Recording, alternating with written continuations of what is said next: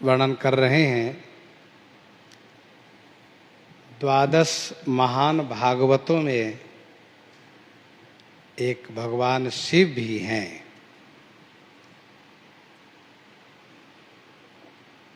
चले जात मग उभय खेरे शिव दीठी परे करे पर नाम ही ये भक्ति लागी प्यारी है। चले जात मग उभय, मग माने मार्ग में, भगवान शिव पार्वती को साथ में लिए हुए चले जा रहे थे। उभय खेरे, उभय खेरे माने दो खेरे दिखाई दिए। खेरे माने वह टीला जो उजड़ा हुआ छोटे गांव का पहचान है, जो उजड़े हुए दो गांव का पहचान है, टीला है। भगवान शिव की दृष्टि पड़ी, करे पर नाम ही ये भक्ति लागी प्यारी है। भगवान शिव दोनों को प्रणाम किए, दोनों टीले को। क्यों? स्वामी प्रियादास जी कहते हैं कि भक्ति लागी प्यारी है, इनको भक्ति बहुत प्रिय है, इसीलिए। पार्वती पूछे कि ये कौन को जू, कहो मोसो दिखात न जन को, तब सो उचारी है। पार्वती पूछे, जगत जननी श्री पार्वती जी ने पूछा, स्वामी आप किनको प्रणाम किए हैं? कोई दिखाई तो नहीं दे रहे हैं। ये टीला है, उजड़े हुए गांव का एक प्रतीक है, पहचान है। जहां कोई दिख नहीं रहा, प्रणाम कर रहे हैं। कहो मोसो, मुझसे बताइए, दिखता न जन को जन माने कोई भक्त वहां दिखते नहीं है। तब सो उचारी है। तब भगवान शिव ने कहा, बरस 1010 बीते ताहा, भक्त भयो नायो और होई हैं दूजी, ठौर बीते धारी है। बरस 1010 बीते ताहा, भक्त भयो। एक टीला इसमें से वह है जहां की 10,000 वर्ष पूर्व एक बहुत बड़े अनुरागी संत हुए हैं, यहां पर अनुरागी भक्त हुए हैं। ऐसा कहा। और दूसरा जो नया टीला एक और दिख रहा है, इस स्थान पर 10,000 वर्ष बाद भक्त होंगे। एक खेरे वह है जहां पहले 10,000 वर्ष पूर्व एक भक्त हो चुके हैं अनुरागी। दूसरा खेरे वे है जहां की 10,000 वर्ष बाद में यहां पर होंगे अनुरागी संत। देखो भाई, इस बात को भगवान शिव भी जान सकते हैं कि अनुरागी संत, क्योंकि महापुरुषों के पहचानने के लिए हृदय भी स्वच्छ महान होना चाहिए। अनुरागी संत, अनुरागी भक्त की बड़ी महिमा है। एक बार श्रीमद् वल्लभाचार्य जी महाराज के पास एक भक्त ने प्रार्थना किया, स्वामी जी मेरी इच्छा है 100 ब्राह्मण को प्रसाद पवाने का। तो स्वामी जी ने कहा बहुत अच्छी बात है, 100 ब्राह्मण के खिलाने की जगह एक वैष्णव को खिला लो, पुण्य उतना ही मिलेगा।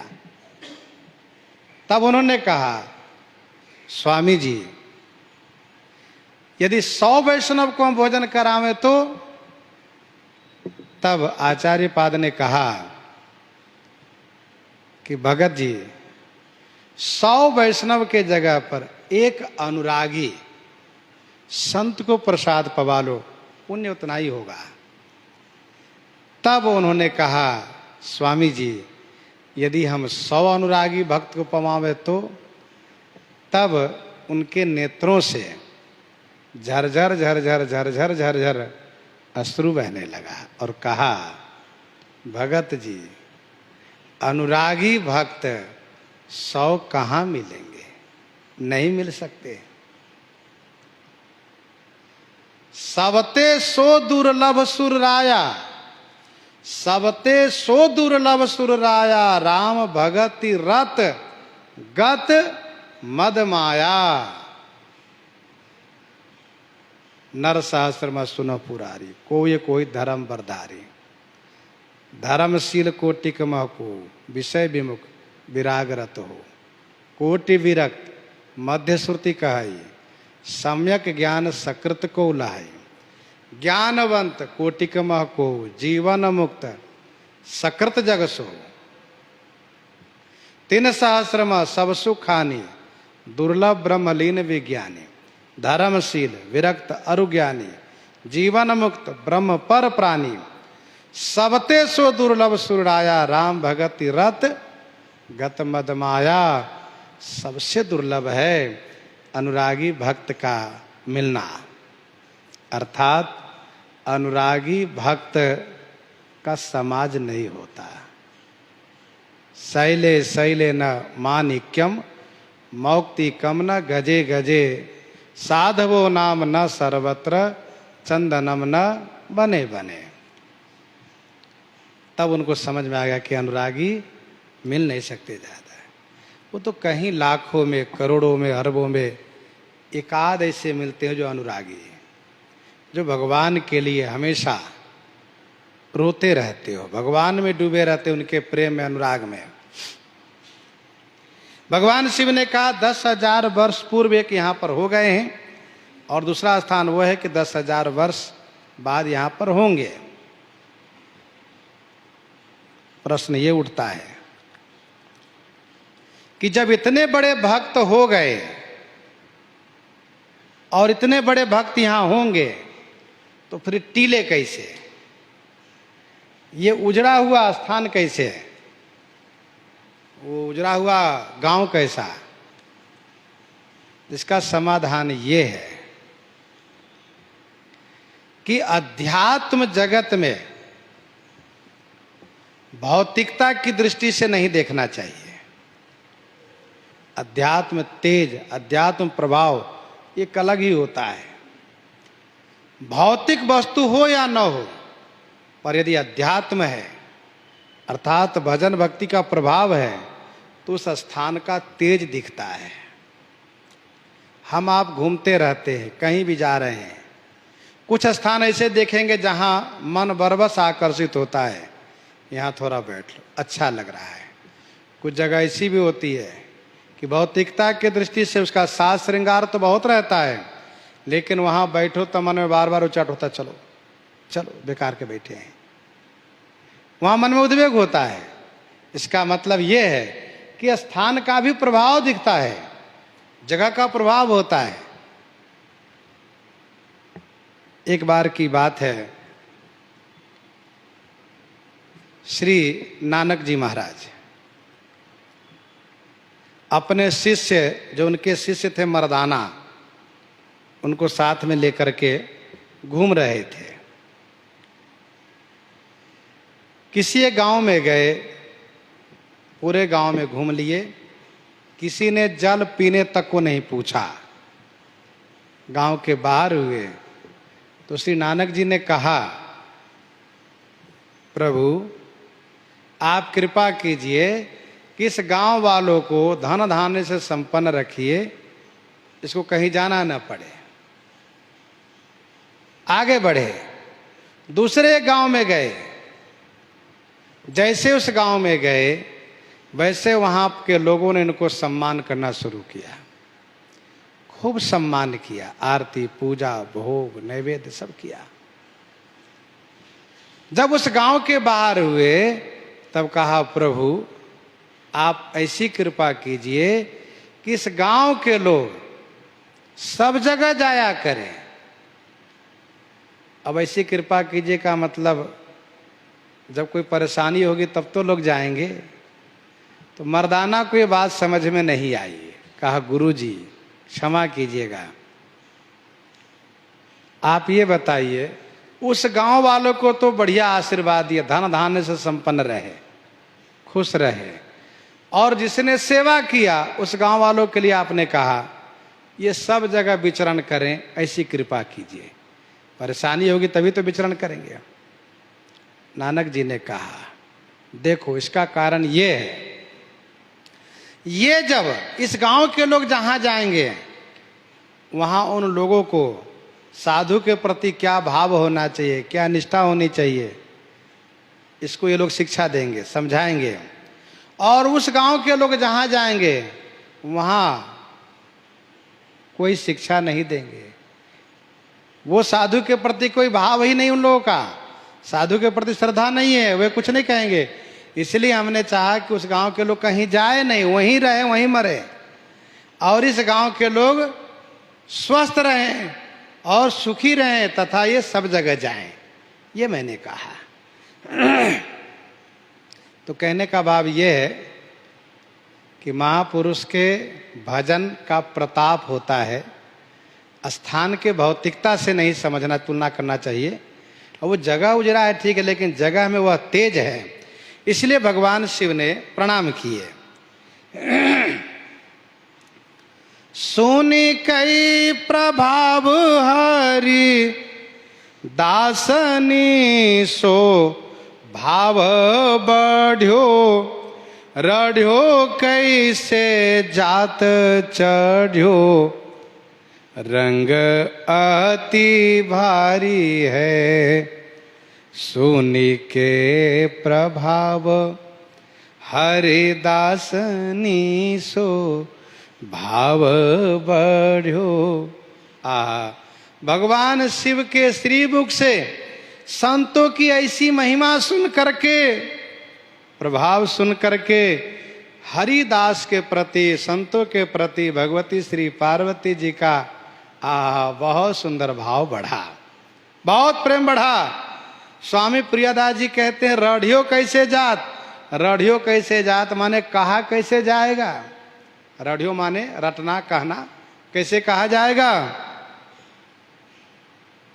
क्योंकि चढ़ियो रंग अति भारी है।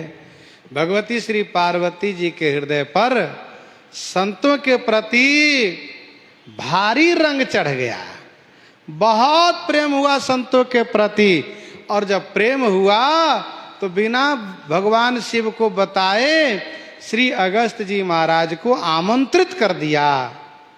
महाराज प्रणाम, महाराज कल आप मेरे घर प्रसाद पाइए।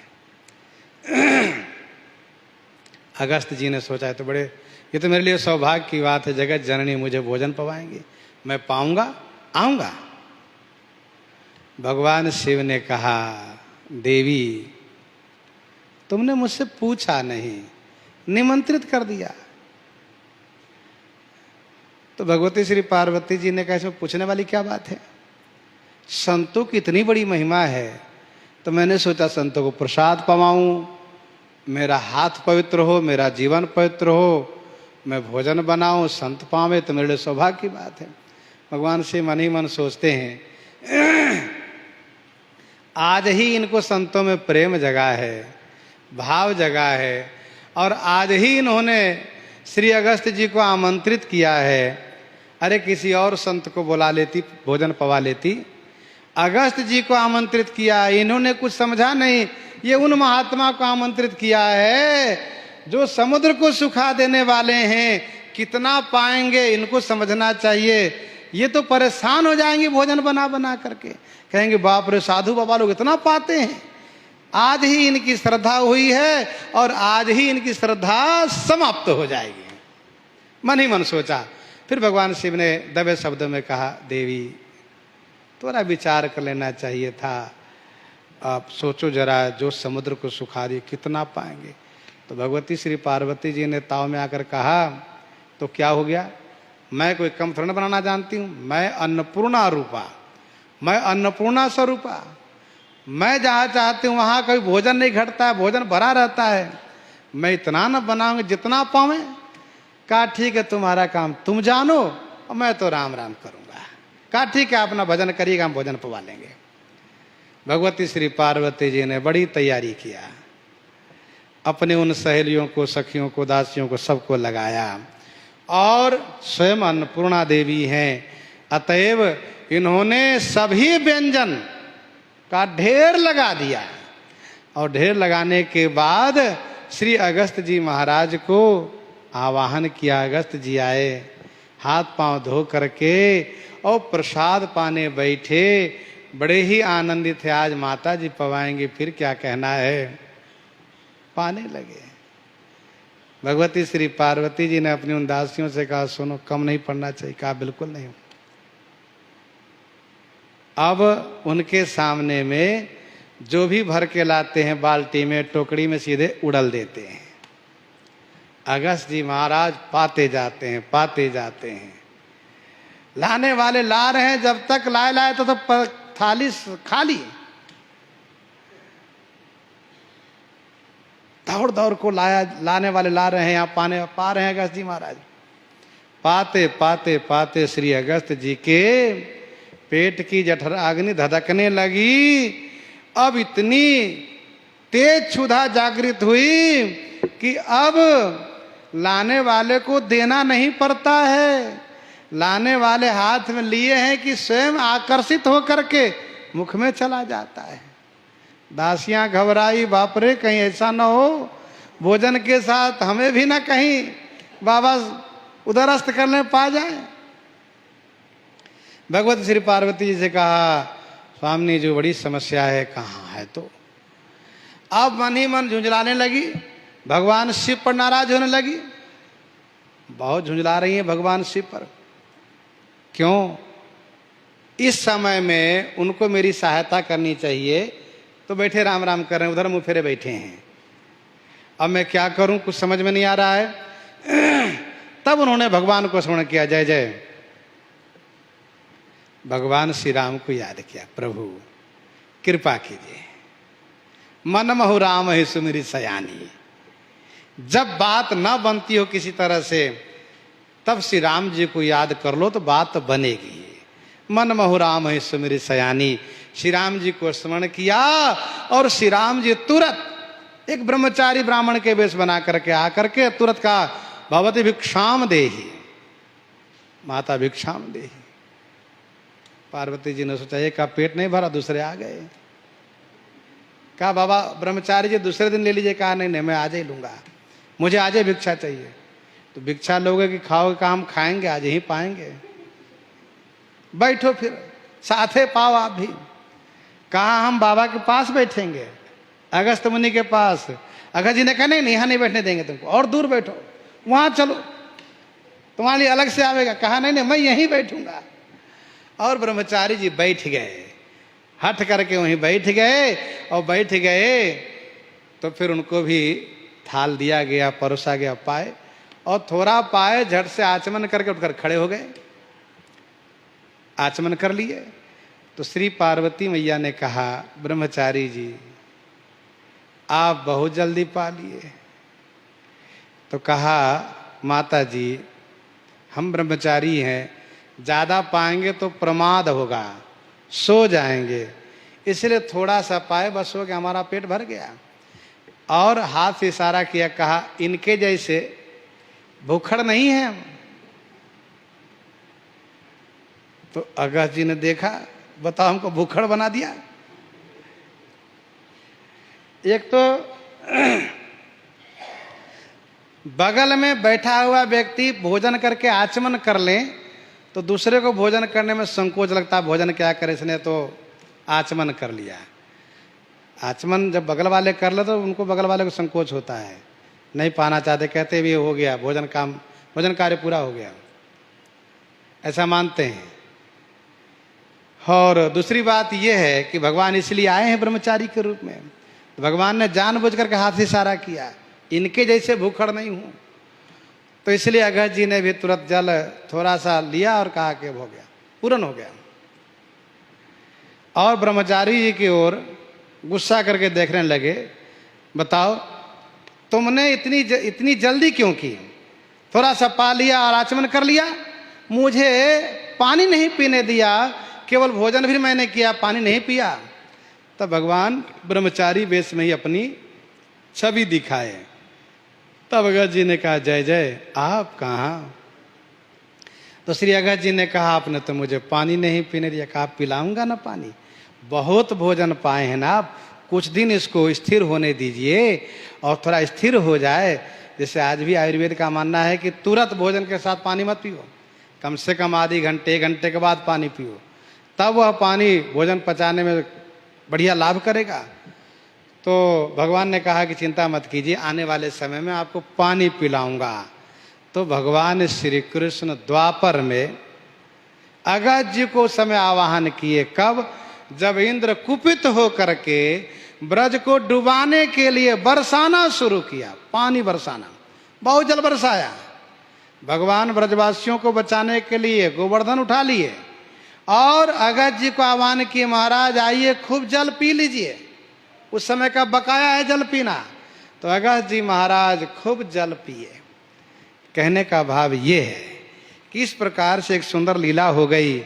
सुनी कई प्रभाव, फिर तो भगवती श्री पार्वती जी खुश हो गई। सुनी कई प्रभाव हरिदासनी सो भाव बढ़्यो, रढ़्यो कैसे जात चढ़्यो, रंग अति भारी है। ये अति भारी रंग चढ़ा है, उसको कैसे कहा जा सकता, अर्थात अवर्णनीय है।